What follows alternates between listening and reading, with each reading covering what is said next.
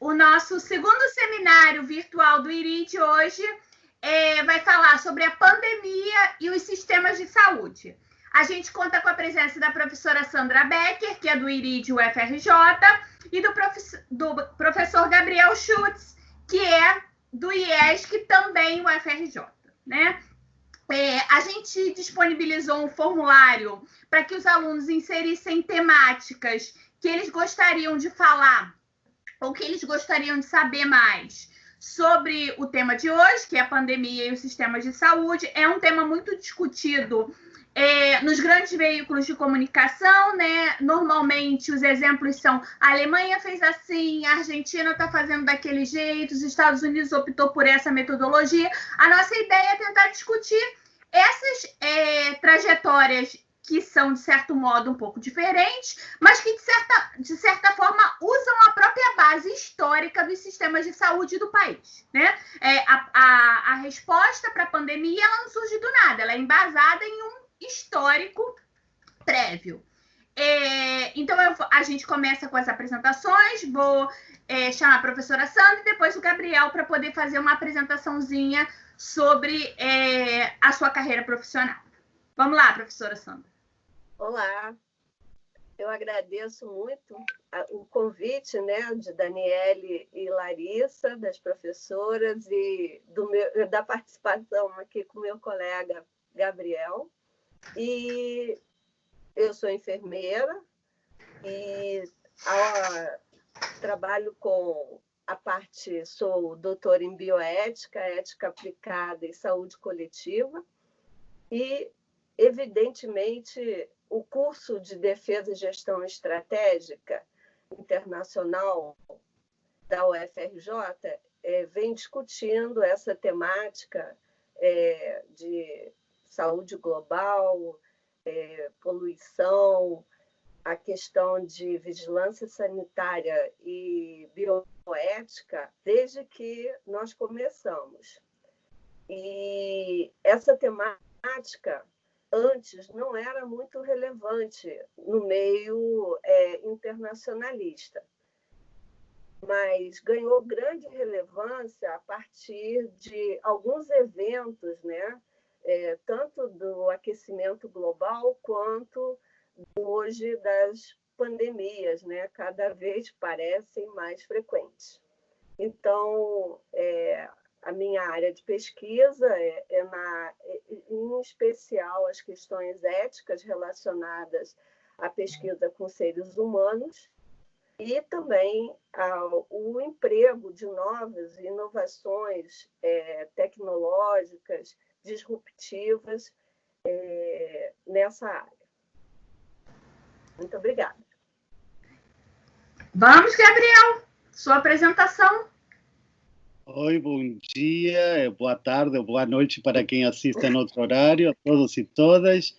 Também muito feliz de estar dividindo com vocês, com a Sandra, a Dani e Larissa do outro lado dos controles.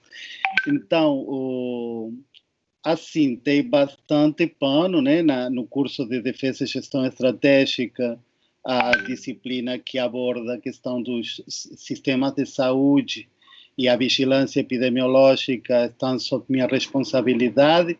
Nós, até agora, né, até esse momento, tratamos em sala de aula algumas outras casos que já tivemos, como a questão da cólera, que é a que praticamente inicia todo o estudo mais científico, né, a partir dos estudos dos mecanismos de transmissão das doenças infecciosas, passando pela epidemia da AIDS na década de 80 e, mais recentemente, as SARS, né, as síndromes respiratórias agudas, que envolveram questões também tanto de defesa quanto de uma gestão sanitária internacional administrada.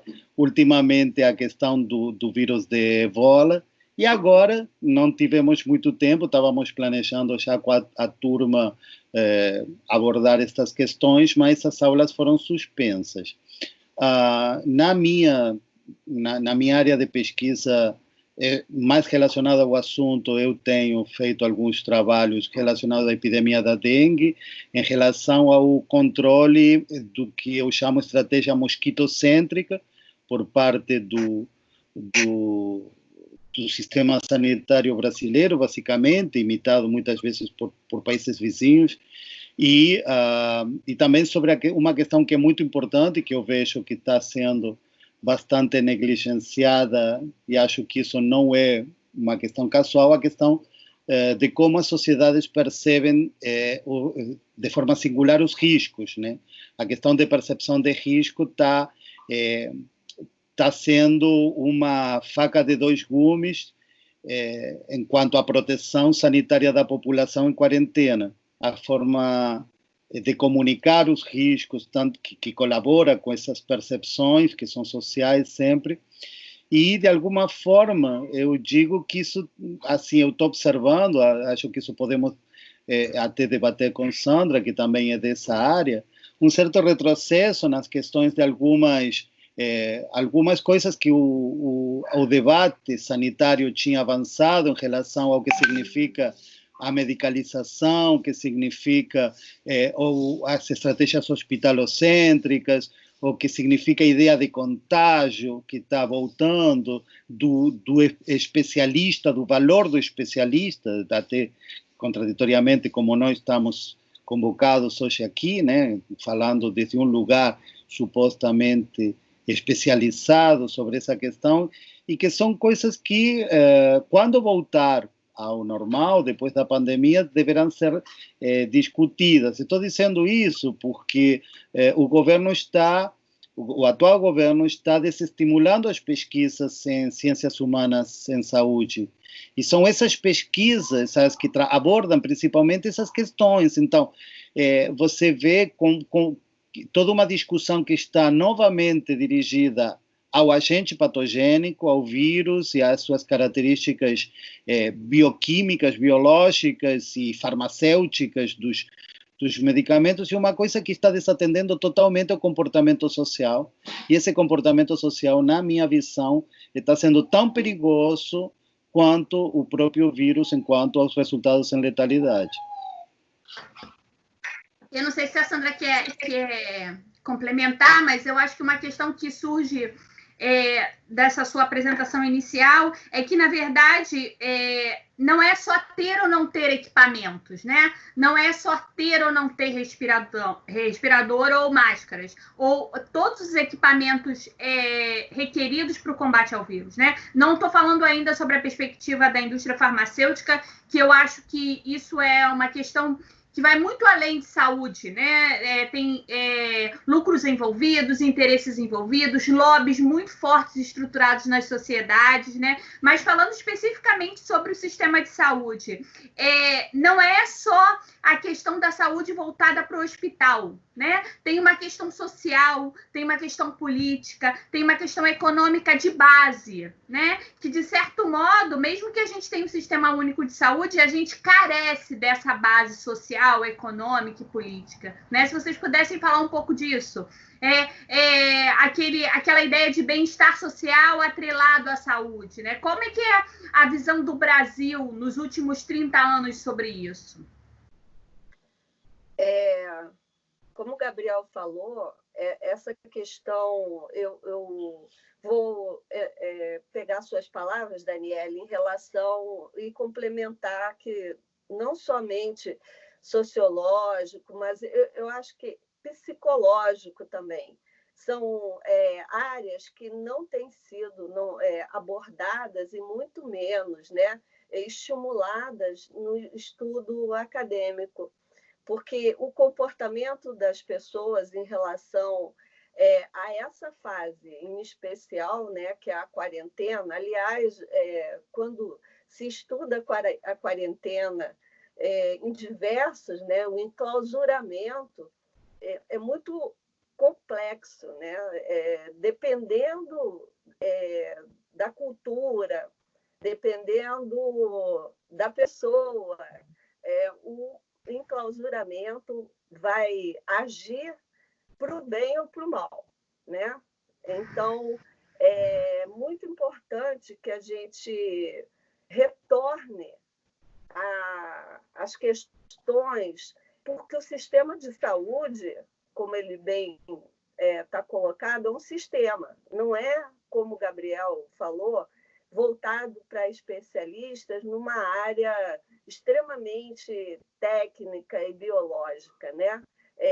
Muito voltado para as questões de estudo da área humana. Então, é importante que a gente retorne aqui no Brasil e acho que no mundo inteiro, né, que tem sido assim um pouco minimizada essas questões. Sim, o que Dani estava falando sobre essa base histórica, essa base social, é o que tecnicamente nós denominamos determinação social da saúde, quer dizer, os processos de saúde e doença que não se expressam nos corpos individuais, que essa é outra abordagem, mas os processos de saúde e doença que se expressam no coletivo, que se expressam nas populações em tempo real, como nesse momento, eles são processos históricos, portanto, são processos também sociais que estão permeados pelo econômico, político, o psicológico, o cultural, tradicional e de conflitos de interesses, porque eles se dão nos territórios, né? Nós estamos vendo agora em vivo e a cores, em tempo real, esses conflitos territoriais entre os diferentes municípios, estados e a União, ou seja, como os gestores de diferentes áreas territoriais, que onde os conflitos sociais, políticos e econômicos se realizam, estão se posicionando sem uma coordenação nacional, sem um acordo de como isso vai ser trabalhado em temas de união, particularmente aqui no Brasil, certo? A questão da determinação é estudar a determinação social desses processos, o seu viés econômico e político, uma coisa que, como a Sandra comentou, bastante desestimulado no mundo acadêmico, porque ele mexe com interesses estabelecidos que, de alguma forma, obtêm sua ganância a partir da perpetuação desses esquemas, desde o complexo industrial da saúde até o próprio sistema de saúde, que pode estar formulado uma coisa, o trabalho prescrito, né? Quem vem da saúde do trabalhador sempre distingue o trabalho prescrito do trabalho realizado. Então, quando você vai ver não apenas como o sistema de saúde brasileiro está constituído, senão toda a Constituição de 88 que o contém, ela prescreve relações sociais, econômicas e de respeito a direitos que na prática nunca se deram como estavam prescritas, foram praticadas de outra maneira. E é nesses momentos em que aparecem, claro que estamos falando do Brasil, mas isso não é uma singularidade, outros países têm passado por situações e estão passando por situações também bravas, o que eu acho que corresponde a nós analisarmos a realidade do país que a gente vive.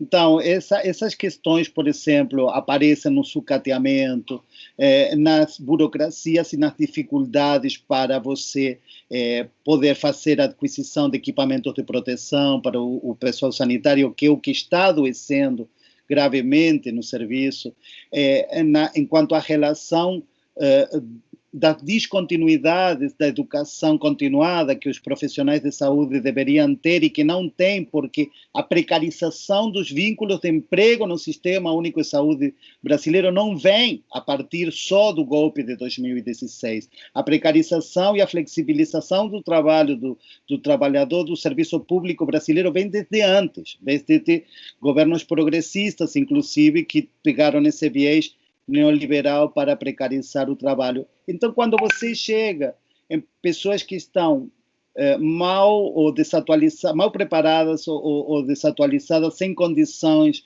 extenuadas pelo trabalho, sem equipamento, aí você percebe que há uma série de coisas que estão fazendo, por exemplo, e de uma forma muito injusta, expor os profissionais de saúde a condições de agravo, como estão tendo, sem falar nas pressões econômicas que tem para que seja flexibilizada a quarentena, que isso, se vocês me permitem fazer um recordatório, as quarentenas, quando elas nascem na Idade Média, como forma de controle à peste, elas tinham um sentido econômico diferente, porque os territórios se organizavam economicamente em forma diferentes.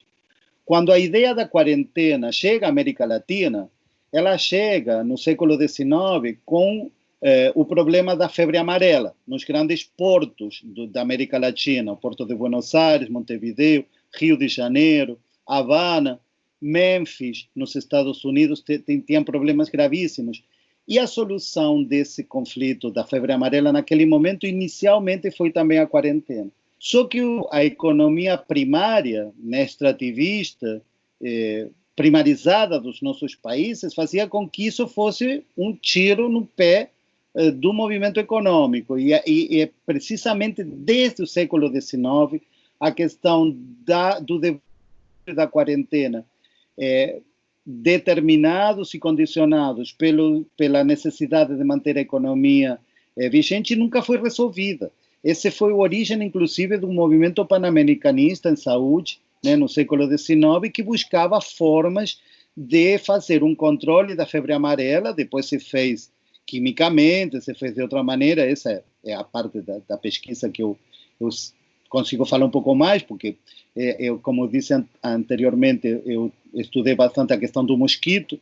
Então, houve outras maneiras de fazer combate às arboviroses que são transmitidas por um mosquito, só que essa nos pega de uma forma muito singular, porque ela não tem um vetor, não é transmitida por um mosquito, ela é transmitida de pessoa a pessoa. Isso faz com que a forma de combate tenha deixado também sem, e usando metáfora de guerra, né, do combate, tenha deixado as autoridades sanitárias do mundo todo, da própria OMS, sem mais recurso do que essa estratégia de isolamento, e que realmente é o que se tem, é a que deve ser respeitada. Porque você vê, e isso já temos dados e séries, não seria muito arrogante dizer séries históricas pelo pouco tempo que está transcorrendo essa pandemia, mas nós já temos sim como mostrar que aquelas sociedades que fizeram o isolamento social antecipadamente, de forma mais rigorosa, combinado com uma melhor capacidade de resposta do sistema de saúde para o atendimento dos casos graves, estão tendo uma menor letalidade. Então, há sim algumas questões que são características do histórico do país e que, quando chega uma situação dessa, não faz mais do que exprimir essa condição histórica, gente. Gabriel, eu queria inserir duas questões nessa discussão que você fez. Assim, primeiro, normalmente, né, as pesquisas científicas no nível de análise de pandemias ou de epidemias são coisas desenvolvidas no âmbito estatal. Essa é a principal questão. Acho que você e a Sandra podem comentar um pouco mais, trazendo a perspectiva diferenciada, por exemplo, entre Reino Unido e Estados Unidos. E a minha segunda pergunta em relação a isso dada a realidade da pandemia do coronavírus, na estrutura brasileira, quem tem um plano de saúde é privilegiado em relação a quem não tem, né? Vamos tentar entender como é que é a questão econômica e social de você ter ou não um plano de saúde, porque algumas reportagens apresentadas, né, nos meios de comunicação dizem que muitos hospitais de referência na área cardiológica, na área neurológica, não sabem muito bem como lidar com as questões voltadas ou relacionadas à epidemia e à pandemia, né? As minhas duas colocações são em relação a essa. Se as pesquisas são estadocêntricas, né, de certo modo, se as políticas são estadocêntricas também, e se ter ou não um plano de saúde privado faz diferença nesse caso. Eu posso começar, acho que o Gabriel vai mais pela questão do Estado, né? Eu acho que ele tem condições mais de discutir isso do que eu, mas em relação a esse impasse ou quem pode mais tem mais, né? Na realidade, esse vírus veio mostrar algumas coisas importantes para a gente, né? Uma delas que ele atacou exatamente, vem atacando os profissionais de saúde, né? Seja por questões que a gente já comentou, né? Sobre a insalubridade que se vive, especialmente a área, né, de enfermagem, e que um outro viés que a gente pode também colocar sobre a questão das corporações em saúde, que nesse momento se revelam de suma importância para que a gente compreenda o percurso da pandemia e da epidemia também. Para mim, não houve uma democratização da doença, né? Hoje, o risco, como o Gabriel estava falando, não é de A ou B. Na realidade, o plano de saúde ele pode te dar mais conforto hoje, né? Uma morte com maior conforto, de uma hotelaria de 5 estrelas. Mas, em relação ao cuidado em si, não importa. É claro que quando você chegar num momento de colapso do sistema, né? Enquanto a probabilidade de você se sair melhor ou de ter mais chances de sobrevivência, porque você tem maior condição, né, de pagar pelo sistema de saúde, eu hoje não compreendo isso. Tanto faz, e eu acho que eu achei impressionante um prefeito de uma cidade aqui do interior do Rio que disse que se internou no hospital privado do Rio de Janeiro para liberar um leito público. Como se ele estivesse fazendo, assim, sabe, uma superação ética. Mas eu acredito que no momento de pandemia, especialmente na ascensão da curva, isso não tem muita diferença, não. Em especial agora, com o adoecimento do corpo clínico, né? E se vocês, eu tenho observado isso, tem acontecido mais nos hospitais privados do que nos hospitais públicos. É isso. Sim. Bom, concordo com tudo que a Sandra comentou, inclusive esses dilemas que nós temos, e esse dilema que nós temos é também histórico, porque vejam só o paradoxo de chamar sistema único um sistema que admite um sistema suplementar. Então, aí já temos uma contradição na própria ideia, que não é a mesma coisa. A Dani estava mencionando, por exemplo, o sistema britânico, que sim é um sistema único no qual os profissionais só podem ter, os profissionais de saúde, os trabalhadores da saúde, só podem ter matrícula nesse sistema único. Não é que eles, exatamente, não é que eles têm de 7 a 10 da manhã, vão fazendo uma passadinha no hospital e depois vão para o consultório, para algum tipo de... Esse tipo de coisas tem debilitado muito, mas o SUS já nasceu assim. Então, nós temos sempre esse dilema de pensar, de confundir, inclusive, como a Sandra estava corretamente chamando, o cuidado da hotelaria. Então, essa epidemia, essa pandemia que está nos ocupando, ela tem uma característica relativamente simples do ponto de vista clínico, vamos dizer assim. Minha especialidade não é muito a clínica, mas eu sou formado em bioquímica e posso um pouco comentar isso tecnicamente.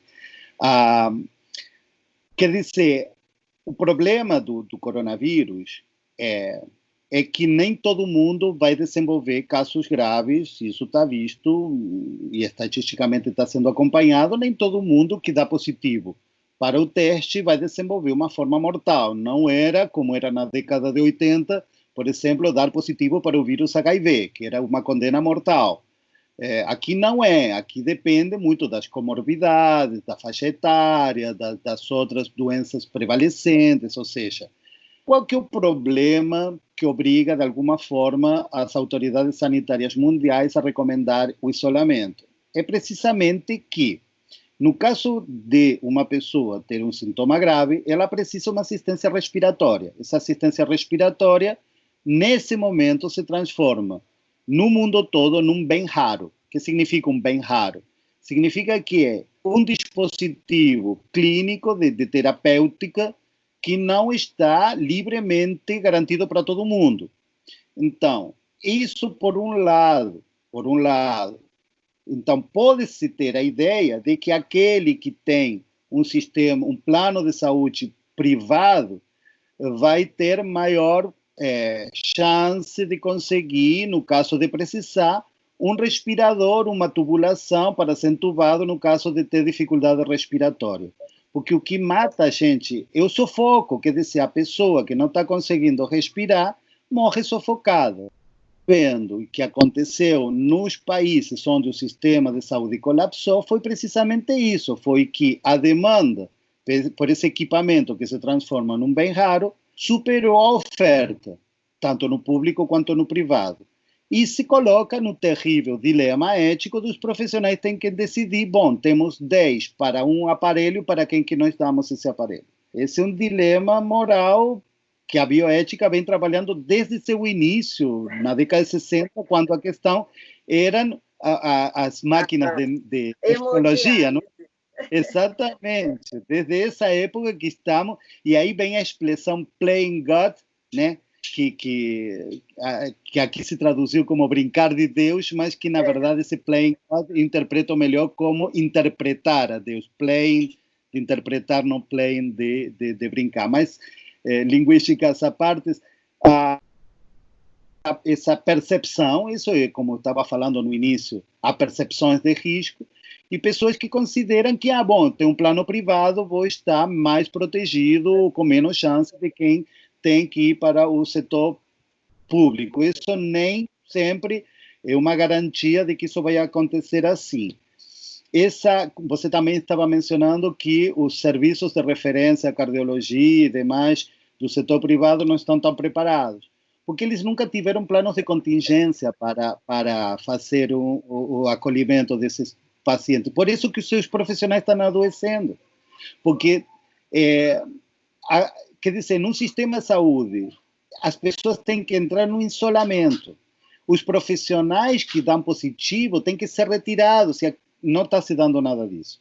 Então, o que pode vir a acontecer, esse horizonte mais sombrio que paira por cima das nossas cabeças é, bom, nós termos uma aceleração da demanda de sistemas, de dispositivos de assistência terapêutica que não deem conta, que o sistema de saúde nem sequer consiga, com suas ambulâncias, ir buscar os pacientes em casa, e que esteja acontecendo, que passe a acontecer o que acontece na América Latina, no Equador, aconteceu na Itália, na Espanha, que as pessoas morram sufocadas em casa, e que nem sequer, em alguns países, se deu até um colapso não só sanitário, mas também do sistema funerário, as pessoas com os mortos em casa sem ninguém poder retirar. Isso seria o pior que poderia nos acontecer. Agora, como se evita isso? Isso se evita evitando com que as pessoas propaguem o contágio, porque aqueles que não desenvolvem na forma grave, eles ainda podem passar o vírus para outro. Então, está nessas estatísticas que estão dando voltas por aí, que quando o isolamento social é superior aos 70%, cada pessoa infectada, no máximo, transmite esse vírus para 2. Se cai por debaixo de 50%, isso se multiplica exponencialmente. E isso que leva o sistema sanitário ao colapso. Quer dizer, se a pessoa que pega a doença grave, mesmo com acesso a uma terapêutica respiratória adequada, vem a óbito, vai falecer, é por causa das morbidades, é por causa que poderia ter sido evitado. Isso sempre acontece com as doenças. Mas o que não pode acontecer é que a pessoa não tenha o acolhimento e a terapêutica disponível. Isso, quando não acontece, é o que se chama colapso do sistema. É quando você tem mais doentes do que a capacidade de absorvê-los. E isso é o que a quarentena tenta evitar, ou tenta prolongar no tempo para poder dar satisfação. Eu vou finalizar isso dizendo, assim, analisando isso do ponto de vista do direito. Aqui já não é mais o direito à saúde, o famoso direito à saúde dado pelo artigo 9.6 da Constituição, todos temos direito à saúde e esse é um dever do Estado. Não é apenas isso. Quando o Estado colapsa no seu sistema sanitário, o que já entra em jogo é o direito à vida, à preservação física, que é anterior, um direito primário, um direito civil anterior ao direito social à saúde. Então, o Estado não consegue nos manter vivos, que é diferente, assim nós formos a óbito mesmo tendo a terapêutica. Não sei se eu consigo explicar a diferença dessa questão. Então, se o Estado não nos mantém devidamente protegidos, ele não está conseguindo nos manter vivos, que não é a mesma coisa que morrer mesmo tendo tido assistência sanitária. Gabriel, eu acho que a sua última colocação, ela tem muito como foco, né, o Estado, né? E essa participação do Estado, principalmente na política para a contenção da epidemia no Brasil, ela é muito controversa, né? Principalmente porque a gente tem como medida o cerceamento da liberdade do indivíduo, né? As pessoas acham que com a quarentena, os empresários acham que a quarentena, o Estado está tolhindo eles de ter o seu lucro, né? Então, o que eu queria que você comentasse, e a Sandra também, é que Estado a gente está falando, né? Qual é o Estado que a gente espera, ou qual o comportamento desse Estado que a gente espera? Porque algumas vezes no Brasil também eu tenho a sensação de que o governo, o Estado em si, está sendo partidário do lobby das indústrias farmacêuticas, né? Como se você pudesse tomar uma pílulazinha de saúde e ir para a rua, porque aquela pílulazinha de saúde vai conter ou vai evitar que você tenha contaminação. Então, assim, de que Estado a gente está falando nessa lógica de um sistema de saúde? Acho que a Sandra pode falar primeiro, pode ser? Pode. Olha só, aí vem uma crítica muito séria, né? Que o nosso não é uma questão de ter ou não só o ventilador, né? O respirador, porque envolvido no ventilador, no respirador, você tem no mínimo 4 profissionais, né? Um técnico de enfermagem, um enfermeiro, um médico, um fisioterapeuta e, obviamente, alguém da engenharia que vai trabalhar com esse equipamento, né? Faz a manutenção e etc. Então, você veja, quando o Estado dá ênfase ao equipamento, já começa errado, até porque o Brasil já vinha numa linha histórica de judicialização da saúde, exatamente por falta de leitos, né? De alta complexidade. Então, era uma tragédia que não era anunciada, ela já existia, certo? E que não vinha, assim, ninguém literalmente estava tomando à frente para resolver isso. Simplesmente as pessoas tinham que entrar na justiça para pedir um leito de UTI. Agora, quando você coloca essa questão, né, tratando de quem está com a vida literalmente por falta de ar, né, dentro de um sistema onde o Estado prioriza um equipamento ou uma possível medicação que nem existe ainda dentro dos processos da bioética, comprovação científica, né? Nem dentro mesmo do dos trâmites farmacêuticos, colocar a população toda em risco. A verdade, nesse momento, ela está sendo mascarada, né? Porque o nosso sistema já vinha em colapso há muito tempo. E não houve nenhum momento onde... Eu vi vários governadores até dizendo: no meu estado não há problemas, estou sem nenhum leito, estou com leito sobrando.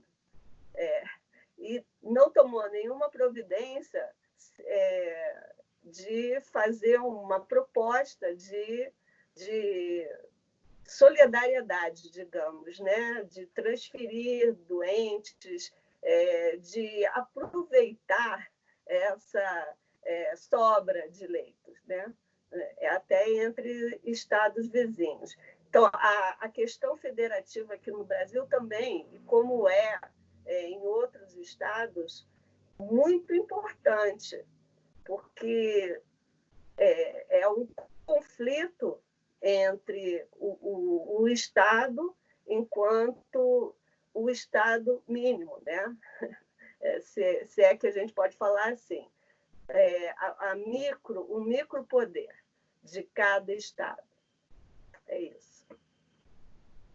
Então, assim, novamente concordo com tudo que a Sandra falou, certo? Assim, a questão vou começar pelo direito de ir e vir, que é tão fetichizado pelos liberais. Assim, Dani, eu diria, nos bairros que moram os empresários que pregonam o direito de ir e vir, qualquer um de nós poderia entrar e circular, ou eles moram em lugares de circulação restrita? Que eu saiba, os ricos desse país moram em lugares confinados, no qual não existe o direito de ir e vir da população. Então, de que direito de ir e vir estamos falando? Ou quando que esse direito passa a ser importante?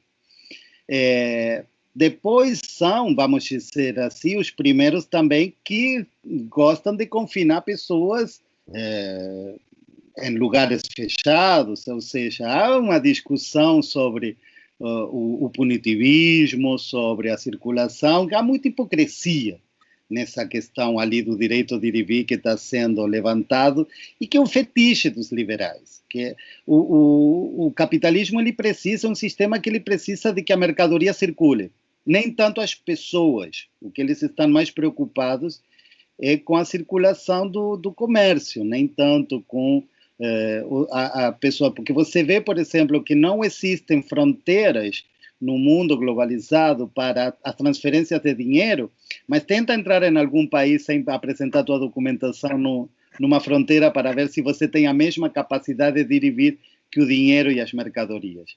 Então, assim, isso é uma discussão que pode ser dada do ponto de vista mais filosófico, certo? Com relação ao Estado, você estava perguntando que Estado é esse. Nós estamos falando em Estado, e muitas vezes parece assim na nossa forma de elaborar a discussão como se o Estado fosse uma pessoa jurídica, pelo menos, algum CNPJ, né? E, na verdade, quando eu falei dos territórios, que é onde os conflitos se realizam, e os seus gestores territoriais, está mostrando que o Estado é uma areia de disputa. O Estado, que nós chamamos de Estado, essa abstração que fazemos, o Estado brasileiro, por exemplo, ele é composto por um mosaico de interesses e de gestores que são contraditórios muitas vezes. E essas contradições estão sendo vistas no próprio gabinete, algumas coisas melhor explicadas, outras pior explicadas, mas nós estamos vendo com que não há um CNPJ Estado tomando ou decidindo coisas, e nunca é assim. O que há são conflitos de poder, conflitos que muitas vezes se expressam territorialmente, e por isso que vamos dizer, outro fetiche da direita latino-americana é a questão da velha política do toma lá da cá, com os prefeitos, com governadores, como se isso fosse uma coisa que pudesse ser evitada, e não é. Dani, se você quiser trocar de termo, nós poderíamos usar o termo poder público. O que o poder público está definindo? Que talvez o poder público, como instância de decisão, esteja mais em condições de uma chamada na globalização pós-moderna e demais, uma maior governança. O poder público tem condições de dialogar, vamos dizer, com setores que não são necessariamente apenas estatais, mas que podem vir da sociedade civil, do mundo empresarial e demais, mas tem que ter um poder público, tem que ter um comando numa situação dessa. E esse comando não pode ser, numa situação como a que nós temos, não pode ser contraditória, porque senão acontece o que a Sandra está dizendo. Um leva areia para o moinho dele, dizendo: eu estou com o meu sistema de saúde bem, mas não abre solidariedade para os outros. Isso por quê? Porque está pensando na sua reeleição territorial. Então, essa falta de comando de um poder público que vise, né, a palavra república vem de onde? Da coisa pública, da administração do interesse público. Essa coisa republicana básica está tão devaluada que a gente está... E às vezes nós mesmos contribuímos a essa devaluação ao pensar apenas na questão do Estado como órgão centralizador. O que nós estamos vendo é que diferentes países, como iniciamos essa conversa, diferentes países eles estão indo com suas diferentes idiosincrásias, né? Então, alguns têm estados mais fortes, outros estados menos fortes, outros com períodos históricos anteriores. O certo é que nós aqui, o poder público, não está conseguindo uma coordenação única para todo o território nacional. Isso faz com que municípios e estados estejam desarticulados, cada um buscando como se salvar, como se isso fosse, de alguma forma, possível, ou mostrar com cinismo alguma... Que isso acho que, do ponto de vista ético, uma coisa mais pior, digamos, de se ver, é alguns políticos, inclusive de alto rango no país, já modelando o discurso para que quando venha algum desfecho, seja sanitário, seja econômico, dizer: eu avisei, não era por aí. Então, quando nós temos essa mesquindade, quando nós temos esses egoísmos, estamos muito complicados em termos de sociedade. Vocês veem que o jornalismo ele não tem apenas função jornalística, eles têm também, se transformam em veículos de interesse. E, basicamente, praticamente todo o aparelho mediático que temos no Brasil, ele responde a interesses empresariais, porque não foi possível construir uma outra rede mediática que represente interesses das universidades, dos movimentos sociais, das redes comunitárias. Então, quem tem voz apenas são os que representam a classe empresária, que são os que estão aliados com essa circulação, esse livre ir e vir e essa coisa fetichizada que eles precisam e que se transforma, igual que as muralhas, a grande muralha chinesa será feita em cima dos cadáveres, né? Tristemente, mas é assim. Você quer complementar, Sandra? Olha, em relação a toda essa temática, várias questões éticas estão envolvidas, né? Seja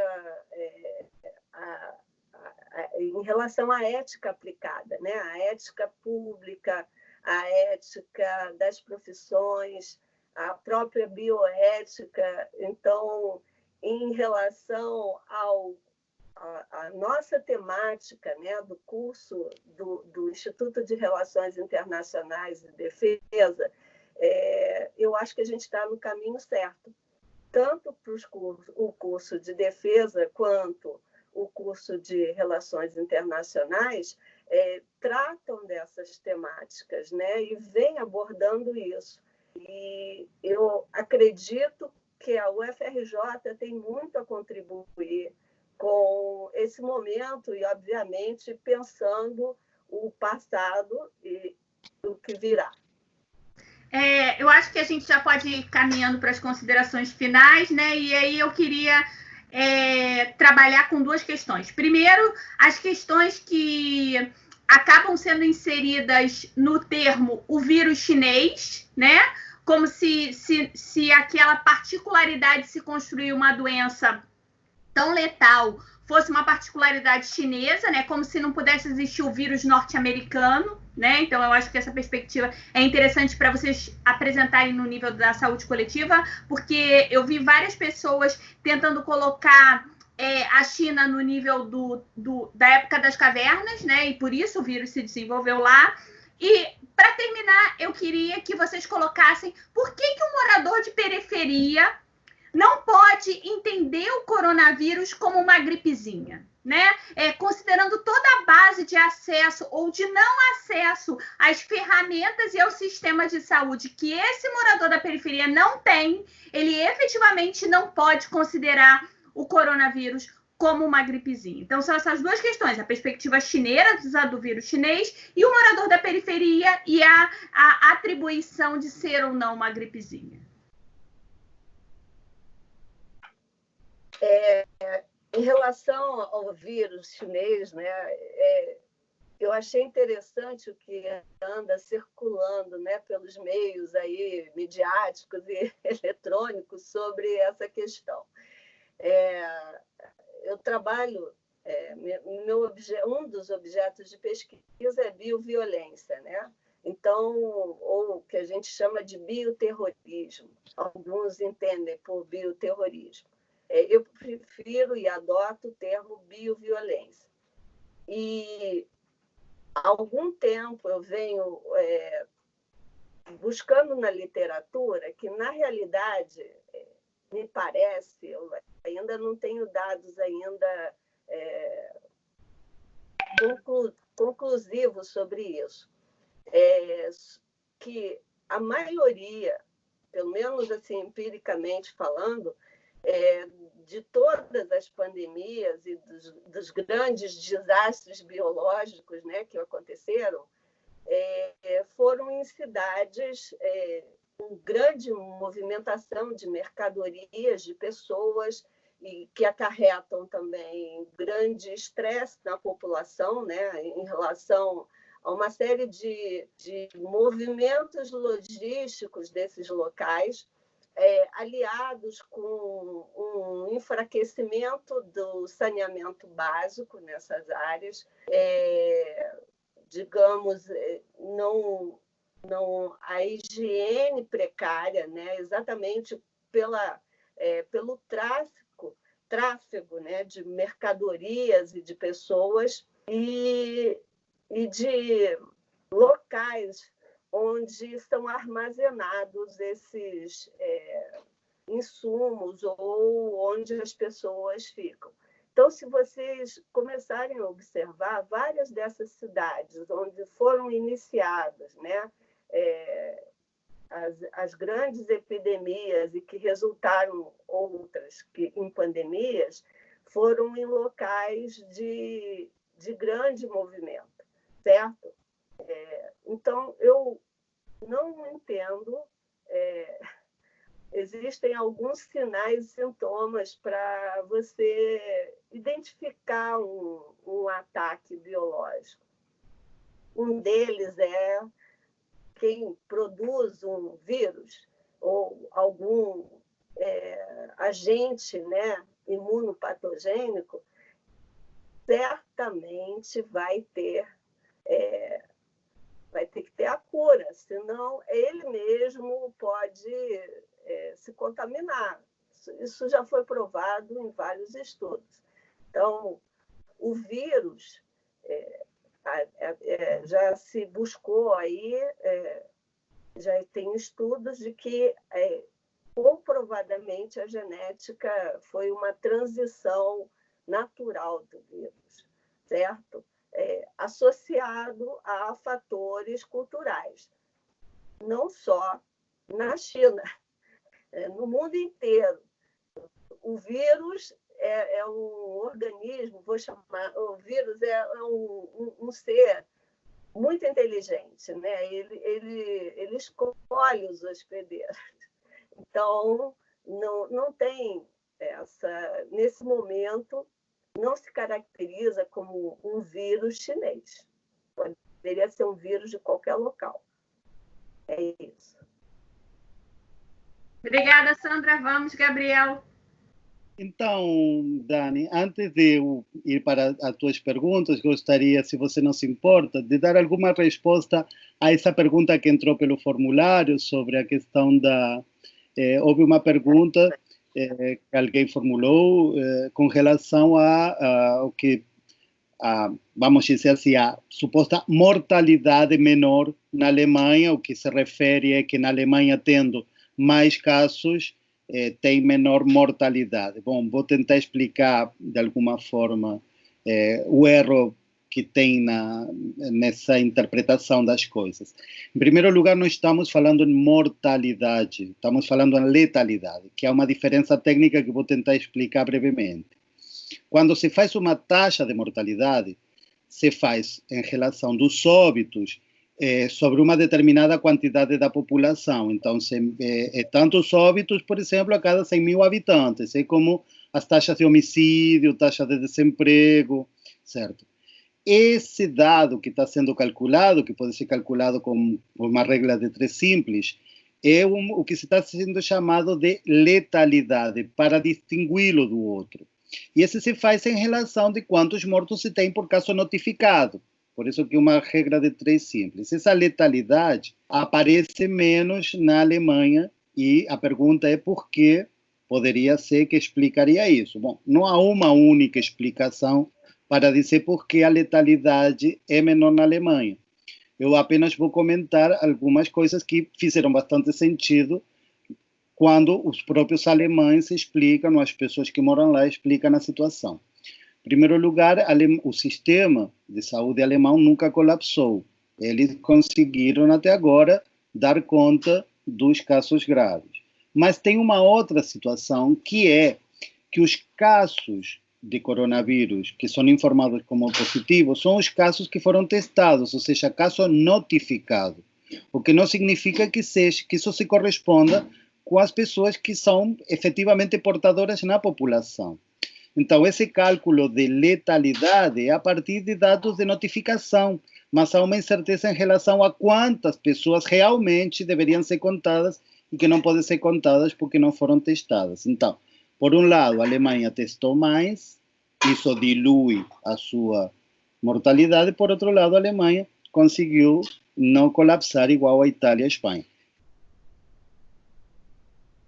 Não confundirmos mortalidade, que é óbitos a cada 100 mil habitantes, por exemplo, no caso, com esse cálculo que se faz em relação a quantos mortos há em função dos notificados. São casos notificados, o que não significa que sejam os casos reais de portadores na população.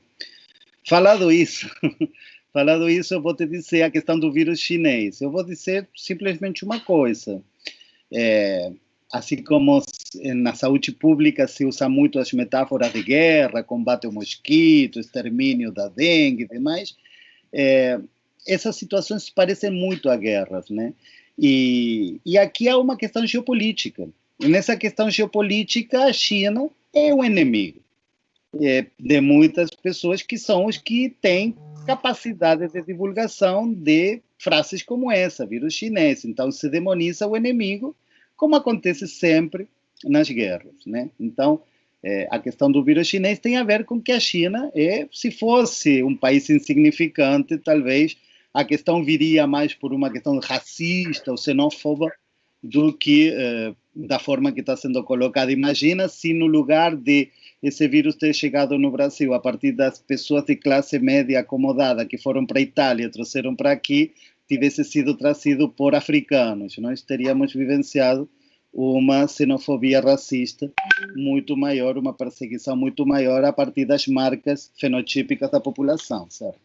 Então, a questão do vírus chinês é por aí. A outra qual era, Dani? Peraí que me perdi, que você falou. Sobre um morador de periferia, como se tiver certo, uma gripezinha ou não. Então, essa também é uma questão que é complicada porque envolve não a tua questão. Por que o morador de rua deveria entender que não é uma gripezinha ou deveria realizar que não é apenas uma gripezinha? Quando nós pensamos dessa forma, estamos dando ao sujeito a capacidade de raciocínio, de pensamento lógico, de racionalidade. E, na verdade, uma grande parcela da nossa população, não digo todos, mas uma grande parcela da nossa população, infelizmente, entrou numa dinâmica de pensamento transcendental, mágico, de uma religiosidade diferente, na qual se pensa e se acredita numa série de questões que evitam que a forma de lidar com a realidade seja apenas racional. Então, nós, com essa parte da população, nós não temos como chegar a partir de argumentos racionais, porque nós vamos deparar com uma refratariedade baseada na fé, por exemplo, que não estou dizendo que isso seja errado, apenas estou dizendo que as formas de comunicar teriam que ser diferentes e deveríamos poder contar, no caso, com as parcerias das lideranças desses grupos, que é o que nós não temos, infelizmente. Agora, do ponto de vista sanitário, essas pessoas são mais vulneráveis porque elas são socialmente mais vulneráveis. Porque nós, muitas vezes, essas populações não têm um registro, não têm uma ciência da sua comorbidade. Muitos casos são pessoas que estão com diabetes sem saber, que estão com hipertensão sem saber, que estão tomando medicações erradas, que estão com pouco acesso a sistemas sanitários adequados, que tem muitas pessoas morando nas mesmas, numa única residência. Ou seja, essa vulnerabilidade social vai contribuir a uma maior vulnerabilidade sanitária ao vírus.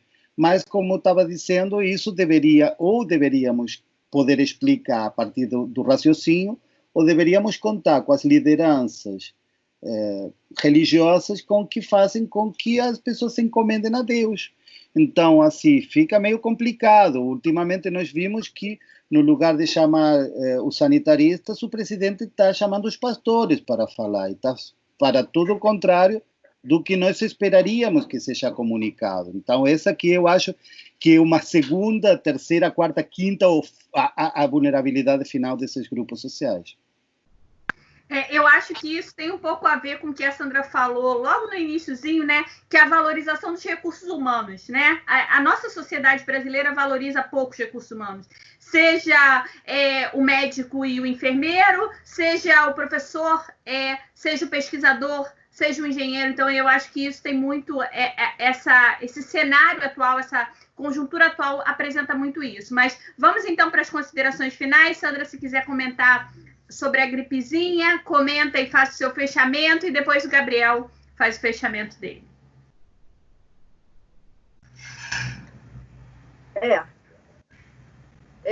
É o momento de dar um suspiro, né? Porque não é fácil, não vai ser fácil. Apesar das pessoas dizerem vai passar e tudo passa, o problema é o momento, né? Passar por isso. Obviamente, o esclarecimento é importante, as pessoas têm que buscar, de preferência, né, assim, com muita garra, referenciais de pessoas ligadas à academia, de preferência que também conheçam a vida como ela é, né? Algumas questões são teóricas, mas algumas são muito práticas. Então, eu vejo uma volta, né? uma necessidade às questões extensionistas. A gente tem que voltar a ênfase na academia, a extensão em si, e também entender que quando você olha o outro, nem sempre ele é aquilo que você espera. Então, a compreensão do outro nesse momento, das necessidades dele enquanto pessoa, devem ser privilegiadas, e não só a questão de dizer que você precisa ficar em casa para não adoecer.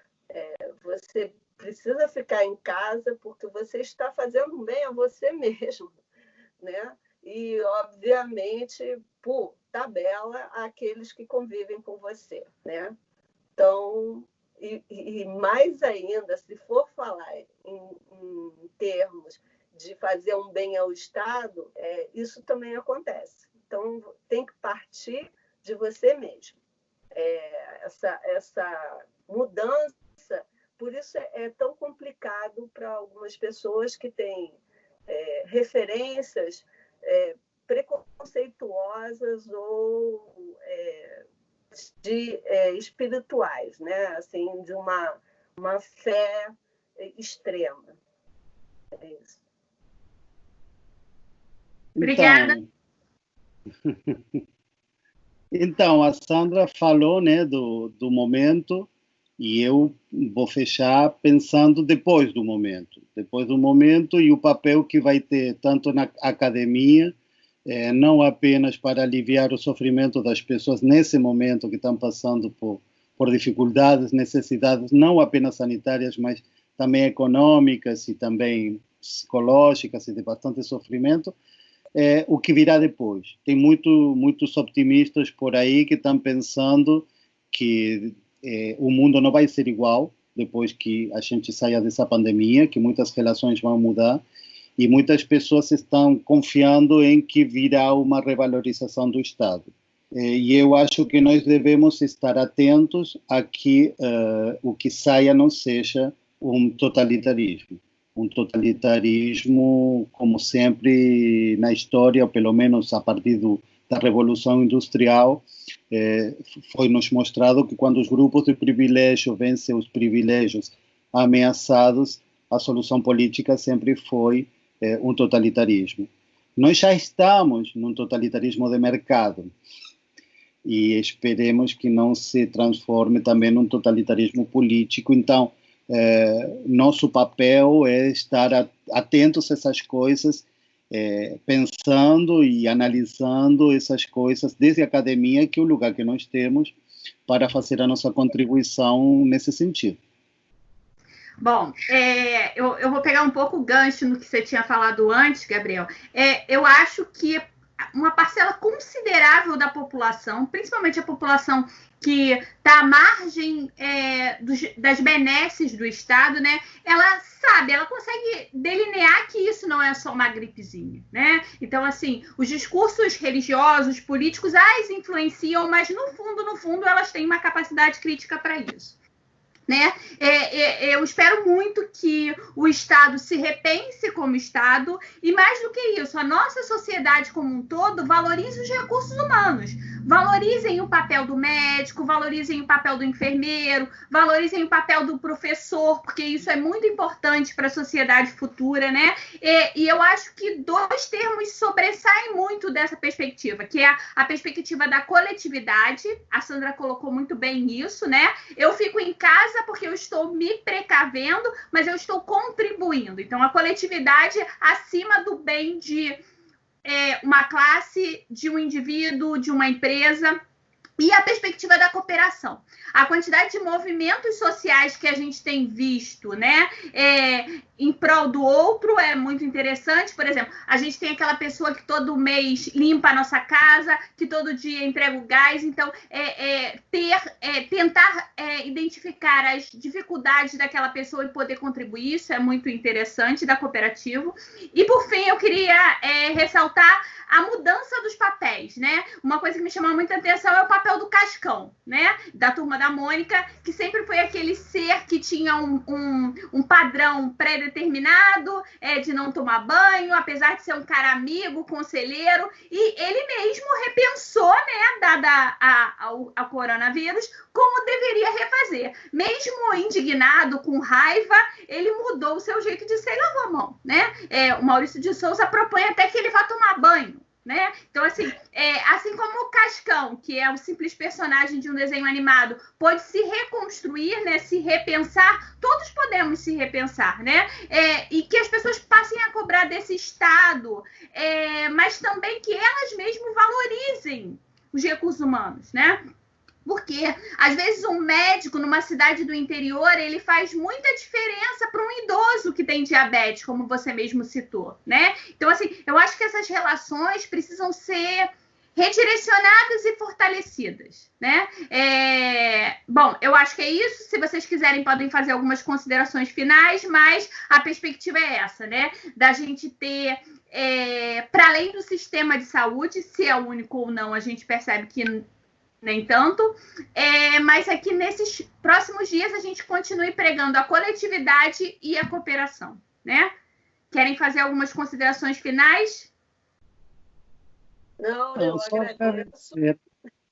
E eu acho que a gente, como universidade pública gratuita de qualidade, né, a gente representa muito isso, né? Nossas pesquisas no dia a dia, as nossas aulas, as nossas atividades de extensão estão sempre para contribuir em prol da sociedade. Bom, é isso. Muito obrigada pela participação de vocês dois e espero que a gente tenha uma nova oportunidade, ou no ambiente virtual ou presencialmente, de discutir essas temáticas. Muito obrigada.